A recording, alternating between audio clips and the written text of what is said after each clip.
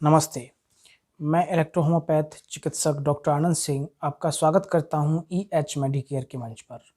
दोस्तों, आज हम बात करेंगे गॉल ब्लैडर के बारे में, गॉल ब्लैडर में होने वाले स्टोन के बारे में, गॉल ब्लैडर में स्टोन बनने का क्या प्रोसेस है इस बारे में, और हमारी इलेक्ट्रो होम्योपैथिक दवाओं से गॉल ब्लैडर स्टोन को किस तरह से रिमूव किया जा सकता है, किस तरह से पित्त की थैली को पथरी मुक्त किया जा सकता है, इस बारे में हम बात करेंगे।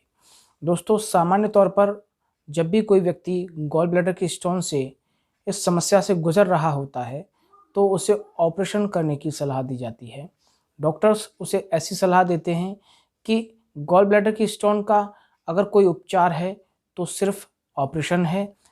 इसके अलावा पूरी दुनिया में कोई गॉल ब्लैडर की स्टोन को रिमूव करने का दूसरा उपाय नहीं है।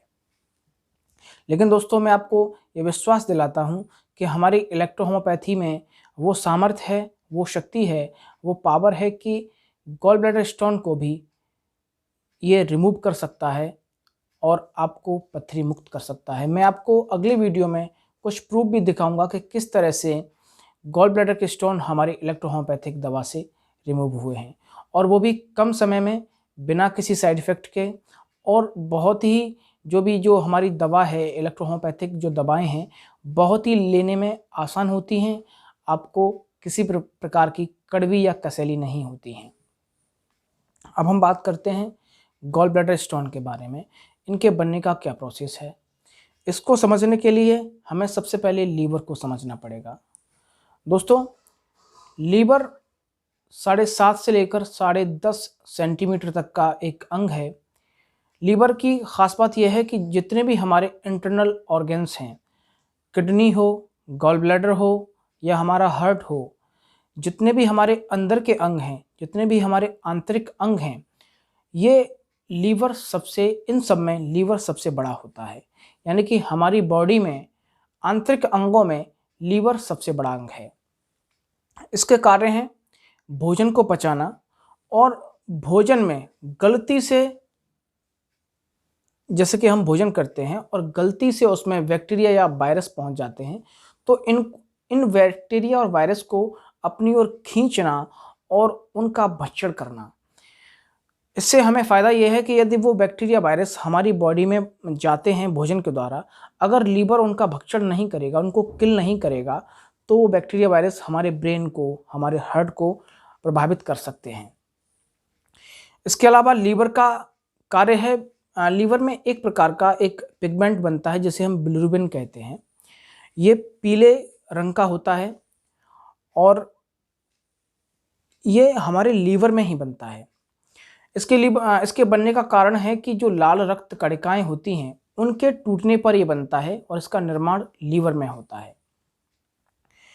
जब इस पिगमेंट की मात्रा बढ़ जाती है, यानी कि जो हमारा बिलिरुबिन है, जो कि हमारे लीवर में बनता है, इसकी जब मात्रा बढ़ जाती है और ये लीवर के द्वारा हमारी गॉल ब्लैडर यानी कि हमारे पित्त की थैली में पहुंच जाता है और वहाँ पर जमना शुरू हो जाता है। एक कठोर पदार्थ के रूप में ये अपना रूप ले लेता है, जिससे हमें गॉल ब्लैडर की स्टोन से गुजरना पड़ता है। यही बिलिरुबिन लीवर से गुजरकर गॉल ब्लैडर में पहुंचता है और वहाँ पर जम जाता है, एक कठोर पदार्थ का रूप ले लेता है, जिससे हमें गॉल ब्लैडर की स्टोन हो जाती है।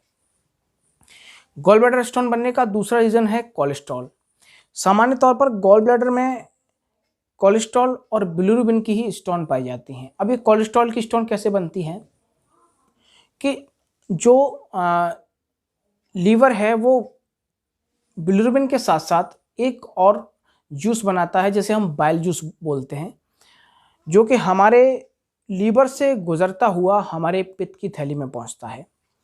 इसका काम है फैट को और कार्बोहाइड्रेट को पचाना।